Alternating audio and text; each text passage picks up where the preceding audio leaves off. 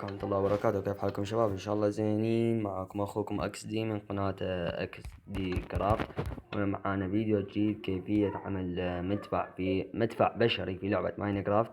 بس قبل ما نبدأ المقطع، اضغط زر لايك. يا اخي ستضغط زر لايك كل هي ضغطة زر. هسه ما علينا احنا من لايك، بس نقول ان شاء الله انه انت تضغط زر لايك. حول منظر مالتنا حنسويها فيرست بيرسون. هذا المدفع مالتنا. انصحك انه ما تجرب، راح ينفعك. هسه حيقولوا وش شلون حيعمل هذا المدفع. انا اقولك شلون يعمل هذا المدفع.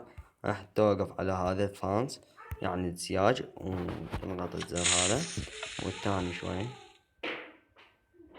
يلا هوبا، الله علي شنو هذا. انا انصحك انه ما تجربه بالسرفايفل، لان اذا ما كتلت لك الوقعة كتلت لك التي ان تي.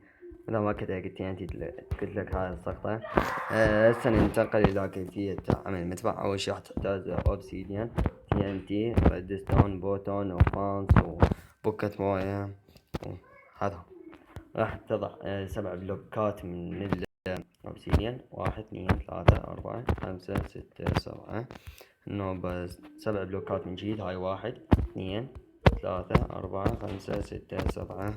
انه 7 بلوكات. 1 2 3 4 5 6 7.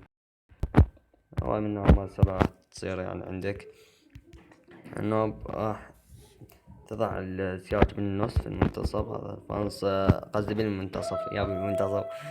شنو هالسحق، عادي اعذروني. ثم بكرة الموية حتخليها بهالشكل هذا، عشان يملي كل المكان. هذا ها، هسه ملت بكة الموية بكل مكان. هذا ملت كل شي. هسه حنخلي الريدستون داير مداير هي هاي السوينة بهذا الشكل هذا. يعني معلش اني الدوشة شوي. اسف، احنا عراقيين، معلش من الهوسة هنا. اطفال ايش تعمل. بعد تي ان تي راح نعمل.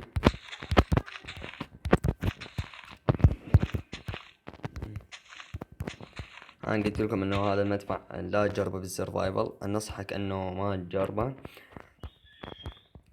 هسه شو راح نسوي.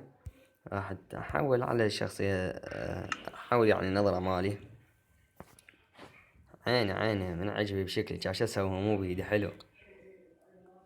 خل اعدل عليها. هذا التحديث الاخير خلى اللعبة شكل عندي، ما ادري ليش. اللي يعرف ليش خلي يقلي. هذا عندنا شي؟ ما عندنا شي. خلنا نرجع نخليه فوق السياج. هذا نضغط الزر. او نضغط الزر. يا اخي اضغط الزر يا اخي، وش ده.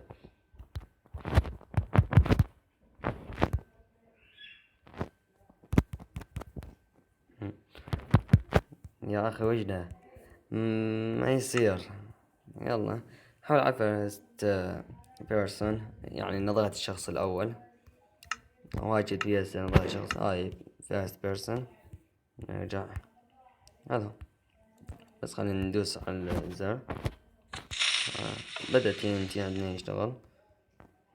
يا الله. سيتنج عن ما هو يعني يطيح. عن ما يطيح. نرجع على هاي طحنا خلصت. ف هاي البيئة وهاي اللي عليها. هذا المدفع، وارجو انه ينال اعجابكم. قبل ما ننهي المقطع، ارجو ان تشيك على قناتي وتدوس زر اشتراك. وهذا هو. مع السلامة.